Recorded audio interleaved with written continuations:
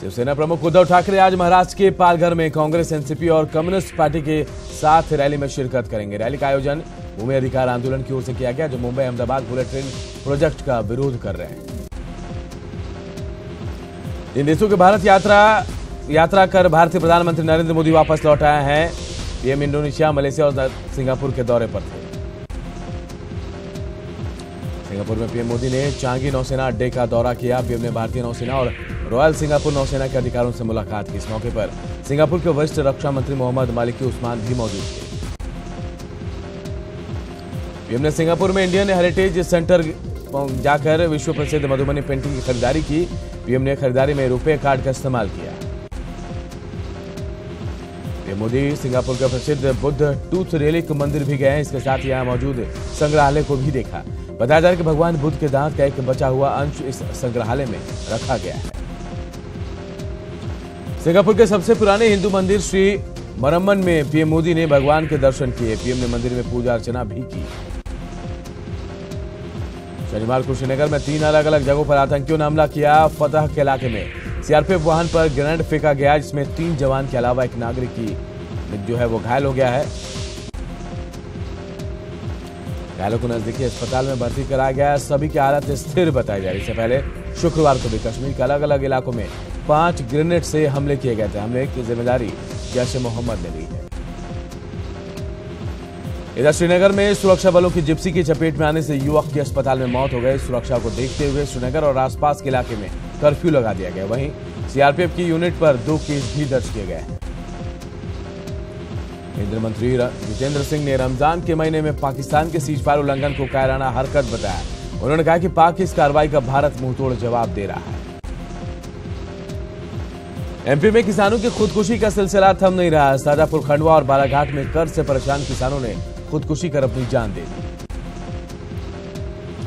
नागपुर में आरएसएस के कार्यक्रम में न्योते को लेकर वार पलटवार पर पूर्व राष्ट्रपति प्रणब मुखर्जी ने चुप्पी तोड़ी।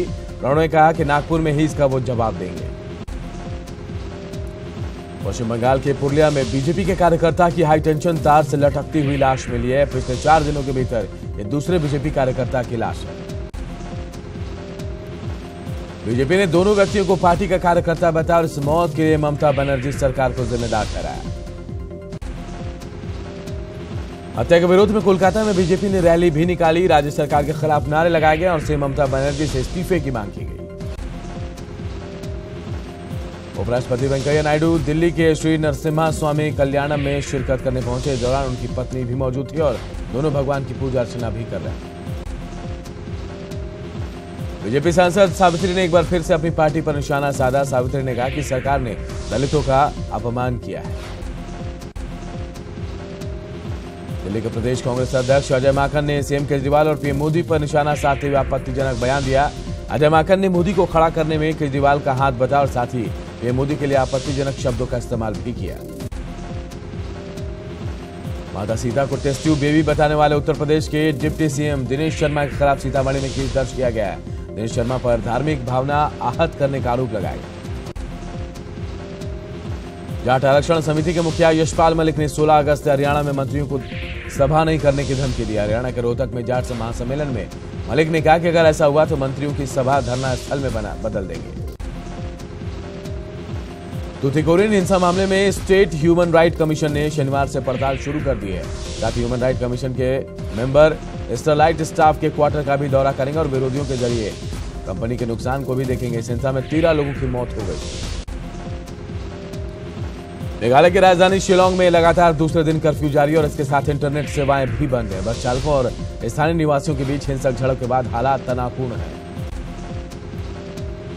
कर्फ्यू के बाद भी शिलांग में छिटपुट घटनाएं सामने आई है। रात में कई जगहों पर तोड़फोड़ और मामूली आगजनी हुई है।